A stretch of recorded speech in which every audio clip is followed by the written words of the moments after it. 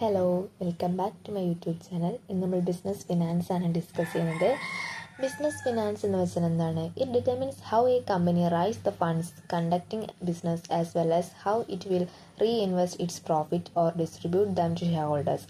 ഒരു കമ്പനി അതിന് ബിസിനസ് കൊണ്ടുപോകുന്നതിന് വേണ്ടിയിട്ട് എന്ത് ചെയ്യണം? ഫണ്ട് റൈസ് ചെയ്യണം. ഫണ്ട് റേസ് ചെയ്ത് ബിസിനസ് കണ്ടക്ട് ചെയ്തതിന് ശേഷം പ്രോഫിറ്റ് എന്ത് ചെയ്യണം? റീഇൻവെസ്റ്റ് ചെയ്യുകയോ അല്ലെങ്കിൽ എന്ത് ചെയ്യുകയോ വേണം? ഷെയർ ഹോൾഡേഴ്സിന് ഡിസ്ട്രിബ്യൂട്ട് ചെയ്യുകയോ വേണം. ഓക്കെ, ഇതിന് രണ്ട് മെത്തഡാണ്. നമ്മൾ പ്രൊക്യൂർമെൻറ്റ് ഓഫ് ഫണ്ടും യൂട്ടിലൈസേഷൻ ഓഫ് ഫണ്ട്. നമ്മൾ ആദ്യം ഫണ്ട് എന്ത് ചെയ്യണം? പ്രൊക്യൂർമെൻറ്റ് ചെയ്യണം. ദെൻ പ്രൊക്യൂർമെൻറ്റ് ചെയ്ത ഫണ്ട് എന്ത് ചെയ്യണം? യൂട്ടിലൈസ് ചെയ്യണം. അപ്പോൾ മെയിനായിട്ട് 3 ഒബ്ജക്റ്റീവ്സാണ് ബിസിനസ് ഫിനാൻസിനുള്ളത്: profit maximization, wealth maximization, value maximisation.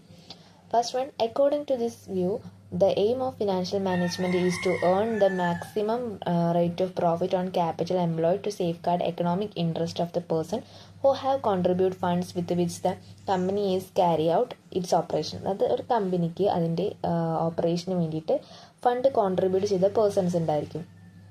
അവരുടെ ഇൻട്രസ്റ്റ് സേഫ് ഗാർഡ് ചെയ്യുന്നതിന് വേണ്ടിയിട്ട് എന്ത് ചെയ്യണം?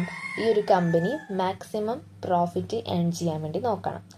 Next one, aim at maximizing wealth of shareholders by increasing earnings per share in long run. It states that every financial decisions should be based on cost-benefit analysis. If benefit is more than cost, the decision will help to increase wealth and vice versa. ഇതിലെന്താ വെച്ചാൽ value maximization ആണ്, wealth maximization ആണ്. ആരുടെ?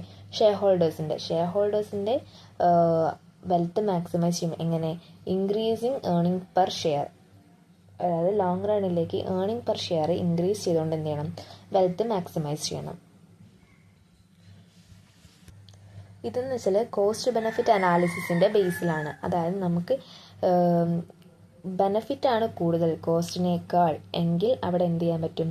നമുക്ക് wealth maximise ചെയ്യാൻ പറ്റും. പക്ഷെ നേരെ മറിച്ച് ബെനഫിറ്റ് കുറവും കോസ്റ്റ് കൂടുതലാണെങ്കിൽ നമുക്കവിടെ വെൽത്ത് മാക്സിമൈസ് ചെയ്യാൻ വേണ്ടി കഴിയില്ല.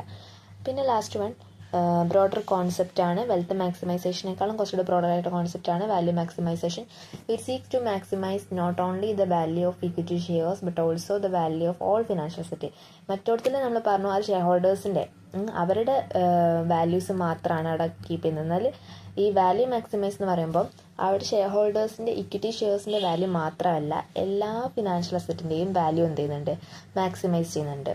ഇതാണ് 3 objectives: maximisation of profit, maximisation of wealth, value maximisation.